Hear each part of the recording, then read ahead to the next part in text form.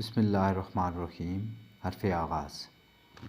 قائد اعظم محمد علی جناح کے 7 بہن بھائیوں میں ان کے تیسرے نمبر کی بہن محترمہ فاطمہ جناح واحد تھیں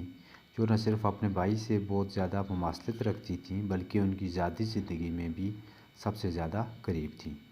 ان کے والد جناح پونجا کے اغلباً 1901 میں انتقال کے بعد قائد اعظم ہی محترمہ فاطمہ جناح کے سرپرست قرار پائے اور انہوں نے اپنی اس حیثیت میں فاطمہ جناح کی تعلیم کی تکمیل میں بھی غیر معمولی دلچسپی لی۔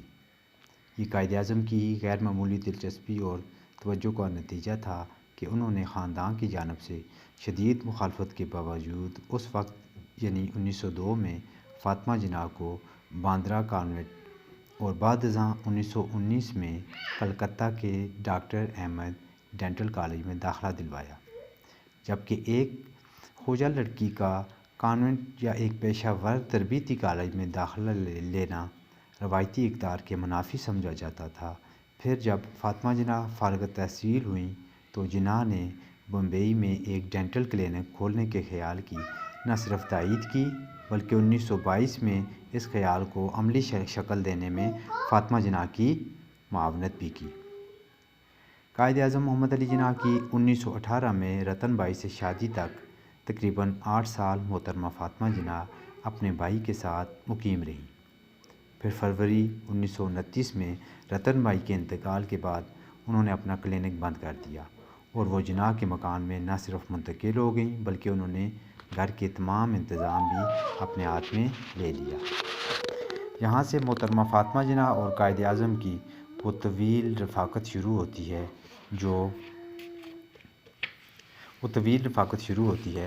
جو ستمبر 1948 کو قائد اعظم کے انتقال تک برقرار رہی۔ مجموعی طور پر محترمہ فاطمہ جناح اپنے بھائی کے ساتھ ہمہ وقت تقریباً 27-28 سال رہیں۔ اس مدت میں وہ آخری 19 سال بھی شامل ہیں جو جناح کی زندگی کے ہر اعتبار سے بہت زیادہ مصروف اور تھکا دینے والے سال تھے۔ ان سالوں کے دوران جب قائد اعظم نہایت آہستگی اور ڈرامائی انداز میں ایک مکمل سیاسی علیحدگی خصوصاً 1931 سے 1934 کے دوران خود عائد کردہ جلاوطنی کے پردے سے نکل کر 10 کروڑ مسلمانوں پر مشتمل ایک نئی قوم کے مصدقہ قائد کی حیثیت سے منظر عام پر آئے، جب انہوں نے شکست کو فتح میں تبدیل کیا، جب انہوں نے مسلم قوم کے لیے طویل اور صبر آزما جدوجہد کا آغاز کیا تاکہ ہندوستان کی 2 بڑی قوموں کے درمیان اقتدار کی تقسیم کے لیے اصول پر مبنی اور مساویانہ ایک ایسا لائحہ عمل تلاش کر سکیں جو برصغیر کے ماحول میں ایک نئی طرز سیاست پر منتج ہو۔ محترمہ فاطمہ جناح نہ صرف اپنے بھائی کے ساتھ ان کے گھر مقیم رہیں بلکہ ان کے ساتھ بے شمار دوروں میں بھی شریک سفر رہیں، جس سے ان کے اندر اس عظیم ترین جدوجہد کا فہم و ادراک پیدا ہوا جس کی سمت جناح گامزن تھے۔ اس امر کی بھی شہادت ملتی ہے کہ جناح نے محترمہ فاطمہ جناح کے ساتھ مختلف سیاسی و انتظامی مسائل پر تبادلہ خیال بھی کیا۔ یہ تبادلہ خیالات عموماً ناشتہ اور رات کے کھانے کے وقت ہوا کرتا تھا۔ وہ محترمہ فاطمہ جناح پر مکمل اعتماد اور بھروسہ کرتے تھے۔ انہوں نے فاطمہ جناح کے لیے کہا کہ وہ میرے لیے اس وقت امید، ہمت اور معاونت کا ایک مستقل ذریعہ ثابت ہوئیں جب ہم ایک بڑے انقلاب سے ہمکنار ہو رہے تھے۔ ایسا معلوم ہوتا ہے کہ اپنے نامور بھائی قائد اعظم محمد علی جناح کی سوانح لکھنے یا مرتب کرنے کے خیال محترمہ فاطمہ جناح کو اس وقت آیا جب 1954 میں ہیکٹر بلائتھو کی کتاب جناح شائع ہوئی۔